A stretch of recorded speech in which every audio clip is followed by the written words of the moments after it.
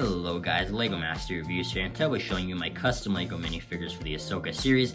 You might have seen all these custom slash upgrades while the Ahsoka series was releasing, but now this is kind of like a long form video of all those customs, and I actually have changed a few things and done some minor upgrades on other characters that I didn't post, so there's some new stuff in here if you have watched those shorts. But that being said, let's jump right into this. And here we have Ahsoka the White, and for her I got the Leku head and arms all from the official Ahsoka minifigure from the Ahsoka show. Then I got this white cape that connects to the arms from Storm from the Marvel CMF Series 2, and I also gave her a white cape underneath that. Then I got the torso from Tan Wee, which is the cameo one that comes in the Obi-Wan Starfighter set. Then I got the legs from Moon Knight from the Marvel Studios CMF Series 2 as well. And I just gave her white lightsabers that also come in the official Ahsoka minifigure. I love how this custom turned out, and I think it's my favorite that I've made for the show. And here we have Sabine Wren, and for her, the hair, head, torso, and legs are all from the official Sabine Wren minifigure from the Ahsoka show. But then I gave her one arm from Bo-Katan because she has a blue shoulder pauldron in the show, so I think it looks really good. And on the other arm, it's actually the Durstill arm from Din Djarin from the UCS Razor Crest. And then you might be wondering why this is on here, and it's mainly because when you don't have a neck thing on a minifigure, it looks a bit weird with the helmet. So I think this looks a little better when you have the helmet on her. But that's just personal preference, and if you don't like that, you don't have to include that. Then I also gave her just her green lightsaber from the show. And here we have Ezra Bridger, and for him I got the hair from Green Goblin, but you can also get it off Flint Rider from LEGO Disney. I got the head and hands from Bodhi Rook from Rogue One. Then the torso, legs, and arms are all from Vane from the Mandalorian Season 3 Snowfighter set. And then I also gave him a blue lightsaber, which is so cool how he made it like Kanan Jarrus' lightsaber. Just really like that. But that being said, I really like how this one turned out as well. I think it just looks really awesome. And here we have Huyang, and the only really upgrade I gave him was the waist cape. As you can see, he does kind of have it in the show, so I think that does look really good. Although I did flip it around, I think that looks a little more accurate. And it doesn't have to be a black waist cape. You could also give him a brown one.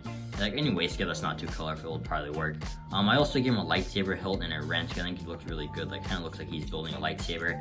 Then you can also give him a custom back attachment if you want, but I think the Prince one actually looks really good there. So yeah, pretty happy how the Huyang minifigure came out. Obviously, he's more silver in the show, but there's nothing you can really do to change that. The print and head mold are pretty accurate for the most part. I really like how this one turned out. And here we have Jason Syndulla, and for him, I gave him the hair from the Joker, then the head and torso is from the official Jason Syndulla minifigure. The left arm is from Omega, and the right arm is from Boba Fett from the Boba Fett mech set. Then I gave him two light brown hands and blue legs from Rocket Raccoon, which I think is a little more accurate because in the show he has blue pants. So yeah, Legos really wasn't that accurate. Green hair definitely does a lot for him, and I'm really happy how this one turned out. As far as Hera and Chopper go, there's really no upgrades I could give them. Just not a lot of brown printed arms out there that would have worked for Hera, and it's just really hard to find upgraded pieces to give droids. But I still think they honestly look perfect. There's really no complaints I could give. Honestly, I think Hera is a perfect minifigure. I think Chopper looks great. So sorry about that, but I still think they're not that bad of a minifigure. And here we have Balon's Skull, and he was such a cool character in this show. Ray Stevenson did such a great job playing him. May he rest in peace. But for him, I got this black hood from Emperor Palpatine. Then the head, torso, and legs are all from the official Balon Skull minifigure. I gave him this kind of thin black spongy cape from Reva. Then I got the arms from Sylvie from the Marvel Studios CMF Series 1. Then I replaced the hands with some black ones to represent his gloves. And the only other upgrade I can recommend is giving him an orange lightsaber blade, but those are pretty hard to come by. I don't even have one, but if you do have that, I recommend doing that. And I really like how this upgrade looks. And here we have Shen Hati, and she was another really awesome character in the show. For her, I got the hood from Obi-Wan Kenobi, and then the head, torso, and legs are all from the official Shen Hati minifigure. I got the cape from a Mandalorian warrior from the Mandalorian Battle Pack. Then the arms are from Din Djarin, which she just had silver plated armor on both her arms in the show.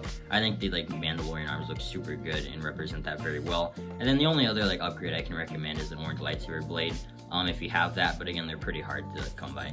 But that being said, really like this upgrade, and I'm really happy. And here we have Morck, and he was a really cool concept in the show. An undead Inquisitor is just super cool. But for him, most of the minifigure is from the official Morck minifigure from the T6 shuttle. But then I got the one right arm from Echo because it has really great printing on there with the red and silver that kind of matches the rust effect on the rest of the minifigure. So I really like that, but unfortunately Echo doesn't even come with two printed arms, so the other arm is plain.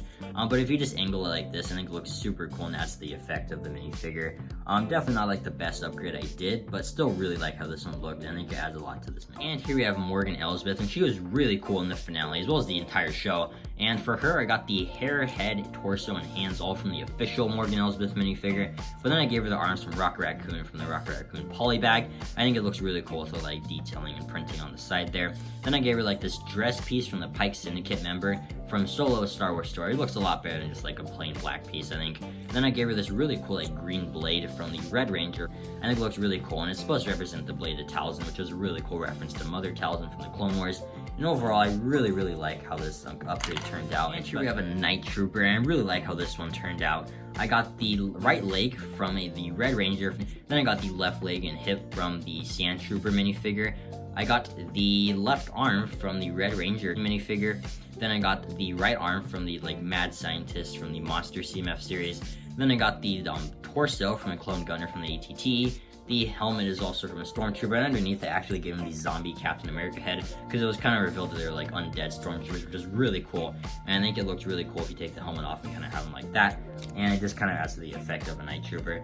And I really like how this one turned out, and it's probably my second favorite. And last but certainly not least is Captain Enoch, and I really like how this custom turned out as well. I like all the detail I put on him. But the right leg is from a Sand Trooper, then the left leg is from an Artillery Trooper.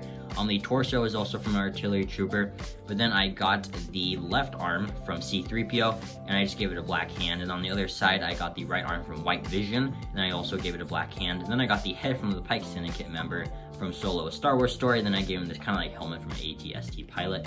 And overall, really like how this one turned out, but there's also definitely like a lot of alternatives you could do. But with the pieces I had, I think I did a really good job, and I really like how this one turned out. And there you have it. Those are all my customs and upgrades for the Ahsoka series. I absolutely love this show so much. I cannot wait to see where it goes. And as like a diehard Rebels fan myself, I really like this show. It was amazing. It was a great continuation where Rebels left off, and I can't wait to see where the story goes from here, whether it's like Ahsoka Season 2 or just the Heir to the Empire movie. Yeah, but as far as future content goes, I will be doing a similar style for Loki Season 2. I'll be posting like customs as shorts on my channel. Then when like the season ends in November, I'll be doing a long form video like this, so stay tuned for that. But that being said, let me know in the comments down below what you thought of the Ahsoka series, as well as what do you think of these customs and upgrades. Hope you enjoyed this video and have an incredible day. Bye.